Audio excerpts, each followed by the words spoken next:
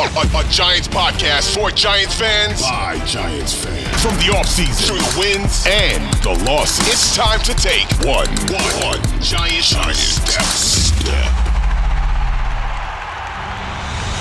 Welcome inside One Giant Step. It's an exciting first edition of the offseason One Giant Step. And what an exciting couple days it's been since the Giants parachuted out of the top pick, second pick, and to the fifth pick of the draft. That feels like ages ago that we were breaking that all down. Bryce Gelman, I'm Shaun Morash. This is me tossing to Bryce Gelman. Bryce, we have the list of interviewees for the New York Giants, but honestly, we could spend a lot of time breaking down Jesse Minter. We could spend a lot of time breaking down Vance Joseph. We could spend a lot of time talking about... You don't want to talk about Mike McCarthy for the next 25 minutes? Mike McCarthy. My hope is that at some point, now maybe next week we'll have to do this because they interviewed these guys. My hope is at some point we don't have to spend a lot of time on these guys because to me, there's a prize crown jewel that everybody's talking about in John Harbaugh. And there's, to me, a secondary jewel in Kevin Stefanski that I would still be more than happy if he ended up being that guy. And I think the idea that both of those guys have been let go by their teams, both of those guys clearly have interest in the New York Giants. The Giants clearly have interest in them. I think both of those guys on the market. Let me just sit right here because I have no idea what your thoughts are, Bryce, which is a good thing. I believe that both of those guys have actually put the Giants in a position where it's actually a disaster if it's not one of them to be the head coach of the Giants from the standpoint of not that somebody else can't do a good job, but somebody else is already going to be tackling a job with Joe Schoen as the GM, tackling a job wondering if the GM's on the hot seat, but also tackling a job where the entire fan base is going to be like, why didn't we get the crown jewel guy after being told we have the best job? Bryce, where you at? How you feeling as a Giant fan, pal? They're in one of the best spots they've been in years. I don't think that's hyperbole to say. It might be the best spot they've been in since they've won, that last game to get into the playoffs and won the playoff game against the Vikings. I really don't think that's hyperbole. And maybe they're the best spot they've been in since they had the number one pick locked up 2 weeks ago. But seriously, like this is a spot that we've been dying to be in as Giants fans. We've been dying to be in a position to get one of the most sought after head coaches in the NFL. And they've been gifted this on a silver platter, Shaun. The opportunity to go from the immature man-child of Brian Dable to potentially Harbaugh. I mean, this is going to be difficult if they hire him. I can't because I can't pronounce his last name. You can't just say Harbaugh. Harbaugh. Yeah. Harbaugh. Let's hold on. Stop it. Dude, I can't do it. Just take a deep breath. Harbaugh. What is wrong with you?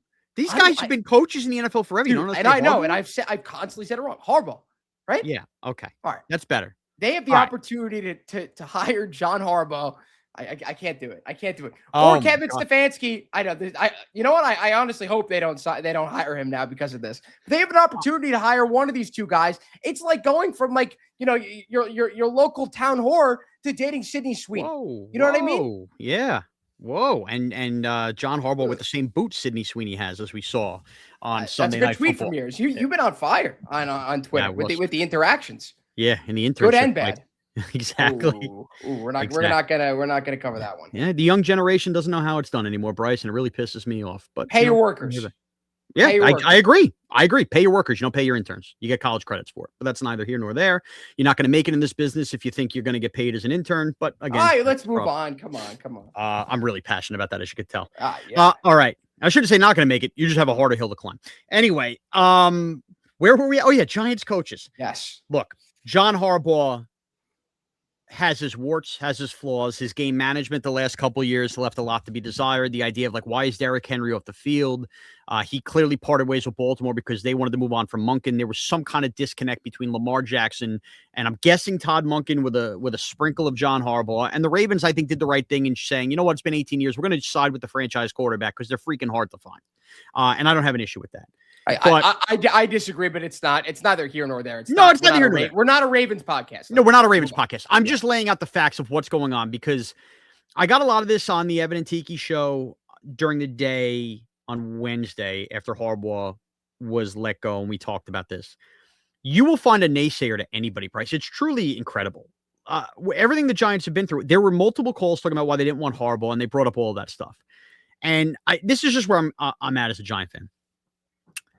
You have an opportunity, man, to bring in a guy who was just a coach for 18 years, constant winning seasons, went to and won a Super Bowl with Joe Flacco, a bunch of road games with Joe Flacco. I mean, everybody wants Mike McCarthy. He did it with Aaron Rodgers and Dak Prescott. This guy did it with Joe Flacco. He churns out staff after staff. I mean, you loved Wink Martindale. He got into a fight with him. Guess what? He ends up hiring Mike McDonald. He had Dean Pease for a while, offensive coordinator stuff. He worked well with Greg Roman. When that ran its course with Lamar Jackson, he eventually ends up with Todd Monken, who did a great job in Georgia. Like, this guy gets how to hire staff.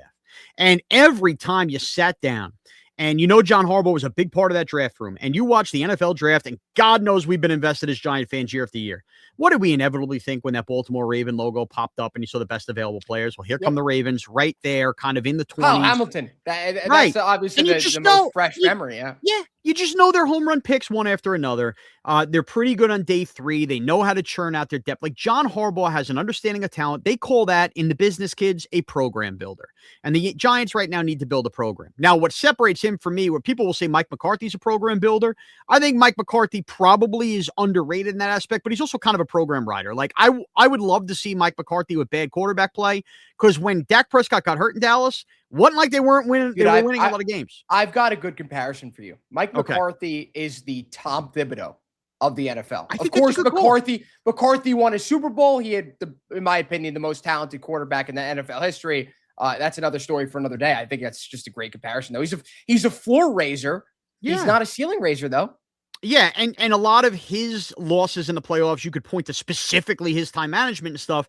A lot of the Harbaugh losses, I mean, Lee Evans drops passes in the end zone. Billy Cundiff's missing a kick. Last year, Mark Andrews drops that pass versus the Bills. I mean, is that on John Harbaugh? Like, you go down the line of the reasons Ravens have lost playoff games. So I'm just saying that because people will compare the two, because their resumes, at least win total-wise, are similar.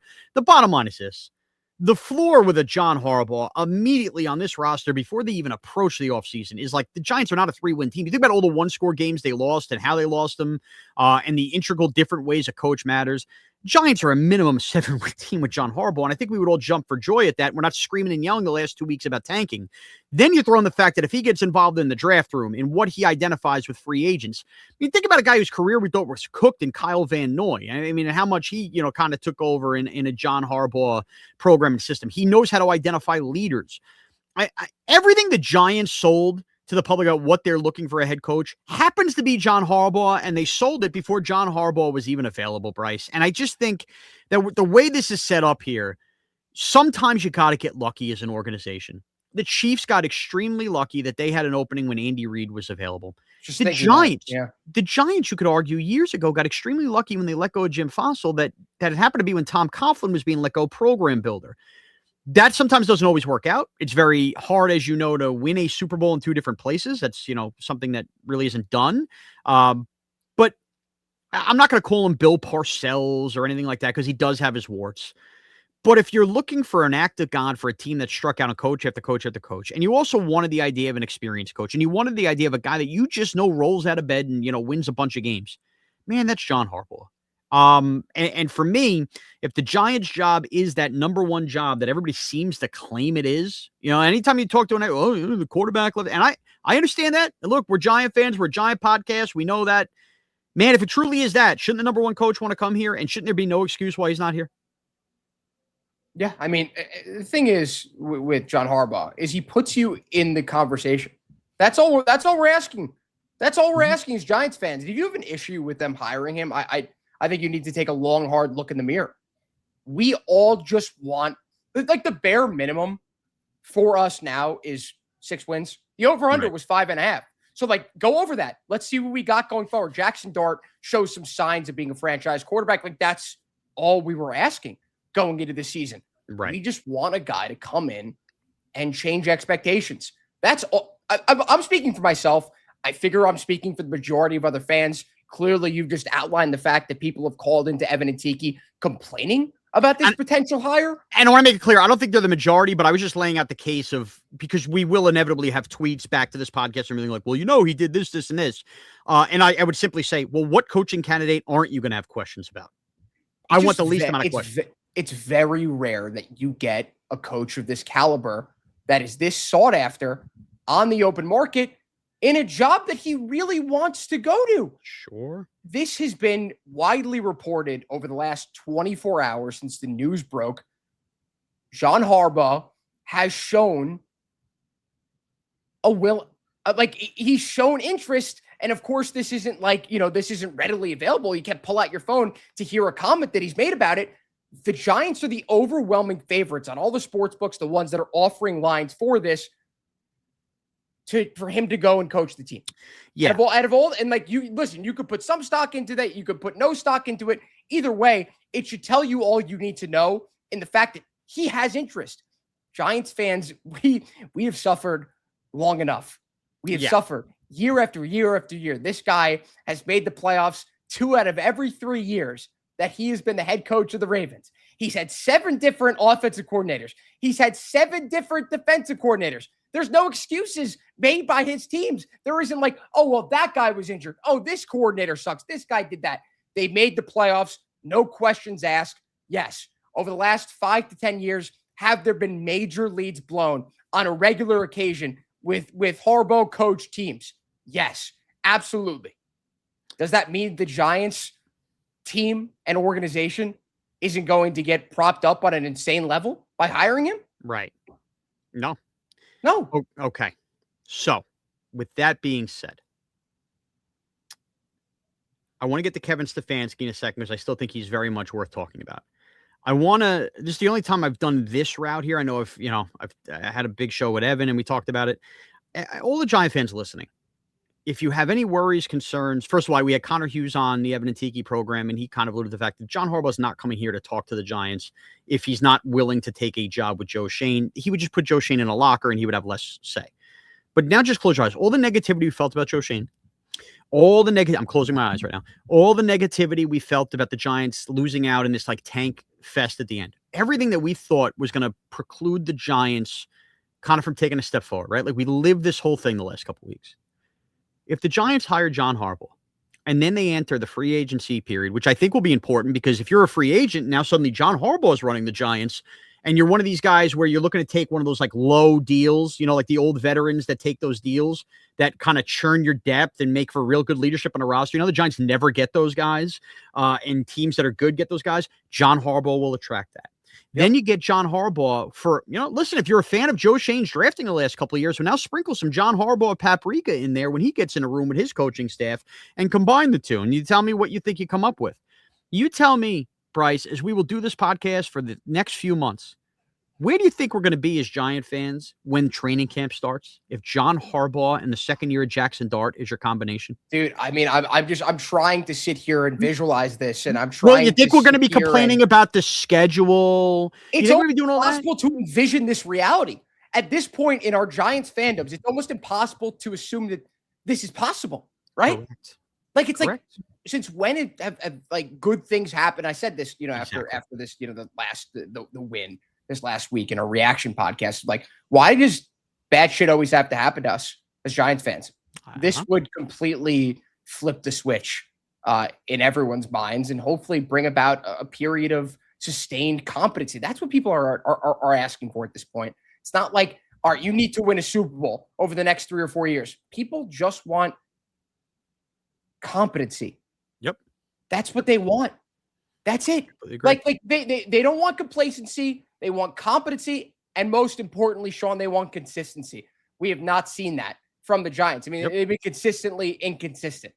No doubt. So I said to say we will be in a different place, man, as Giant fans. And that's why we're allowed to have good things. We're allowed for the bad to be changed. We're allowed for all the vitriol we've had for Joe Schoen or Giants ownership. The Giants are allowed to have gotten stuff right here, even if it's by luck. So that's a world we can live in. Now, that being said, I am not dismissing Kevin Stefanski as the head coach of the New York Football Giants. By the way, if you're watching this visually, I forgot to put the John Harbaugh thing. My apologies, Shaun. But a terrible. You've also spelled Stefanski wrong, so you're really all over the place.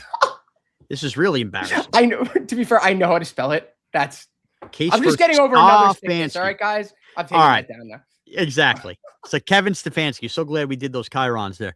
Kevin Stefanski, 2-time coach of the year in Cleveland. Obviously, things went awry the moment they traded for Deshaun Watson. But even in the midst of that, he took Joe Flacco. Ironically, both of these coaches are tied to their most successful seasons, being Joe Flacco, one being a Super Bowl championship for Harbaugh, one being that 11-win season for Cleveland where they end up going to the playoffs with Flacco.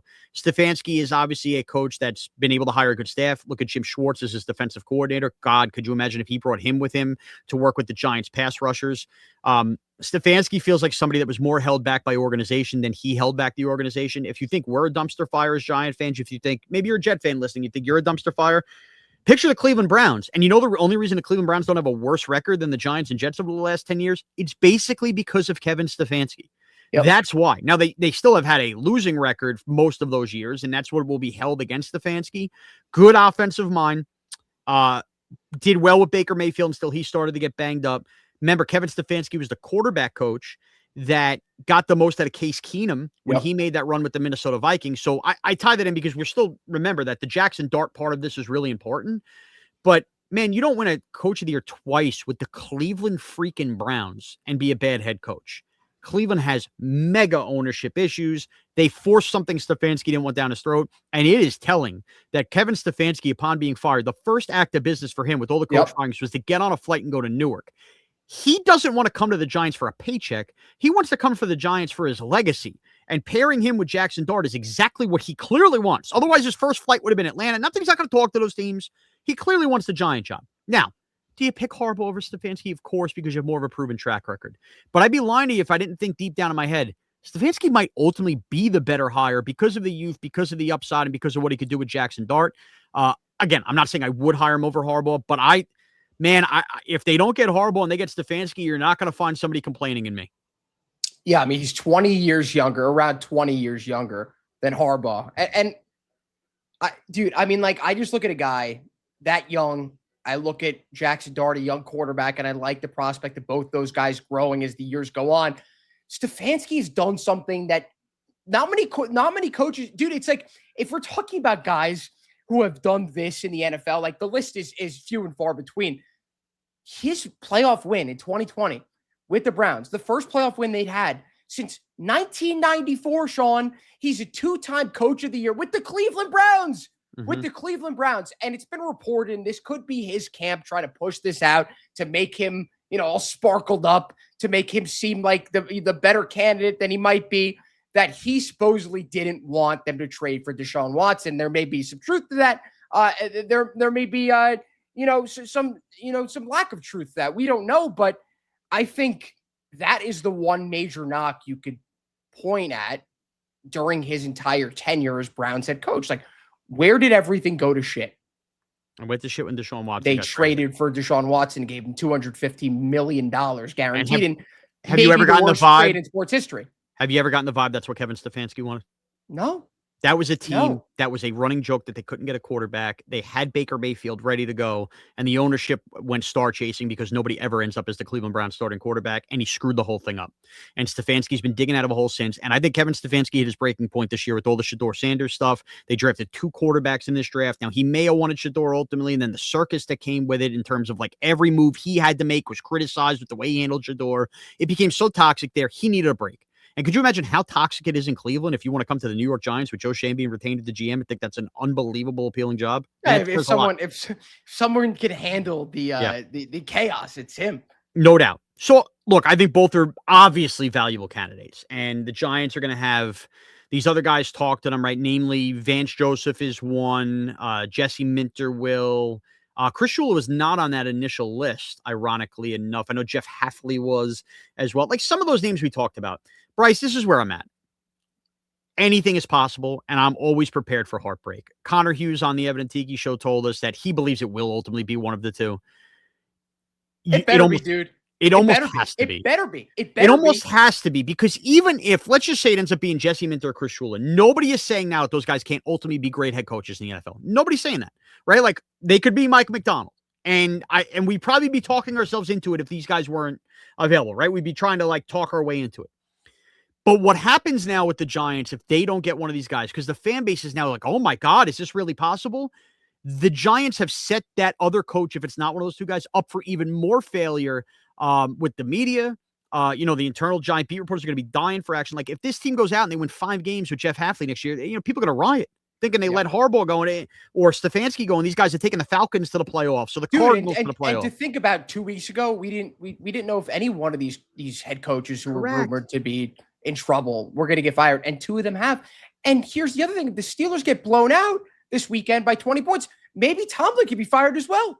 Right. Well, and that's what scares me too. Is like whatever's next. Yeah. Can you imagine a team losing on Wild Card Weekend that might be a better job than the Giants because clearly they'd be in the playoffs? Would Harbaugh jump at that? And that's Harbaugh's not getting. He's not getting interviewed until next week. So right now, the other good news is if those teams are going to do that, they still have to go through the interview process. Remember, you need to have 2 external Rooney Rule candidates as well. Raheem Morris is going to interview for the Giants, obviously. We saw that the Giants will conduct those interviews. Now, maybe those guys wow them. I mean, that's how Mike Tomlin got hired in Pittsburgh. But regardless, like you can't hire Raheem Morris now either if these guys are available. Giant fans aren't going to have the patience for it. So money can't be an issue. Joe Shane can't be an issue. These guys want Joe Shane fired. Guess what? He's out. Now, I don't think he will be. Harbaugh easily could work with the Giants for a year and then go, you know what, Joe Shane, he conducted the draft. I'm going to get rid of him. And the Giants would be okay with that, you would think, because he's a guy like John Harbaugh.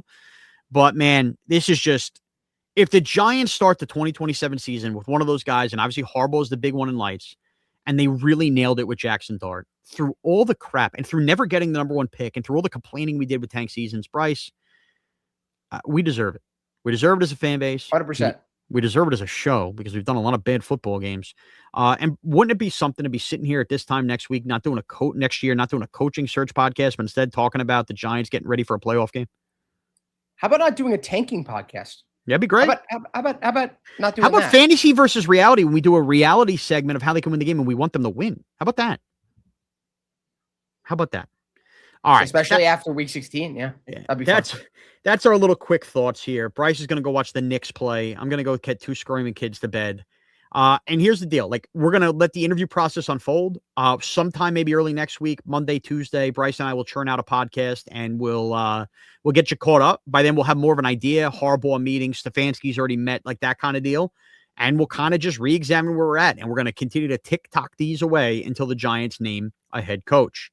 At Bryce Gelman on Twitter and X. At Shaun Morash on Twitter and X. Thank you, Brycey. And thank you, audience, for taking one giant step with us.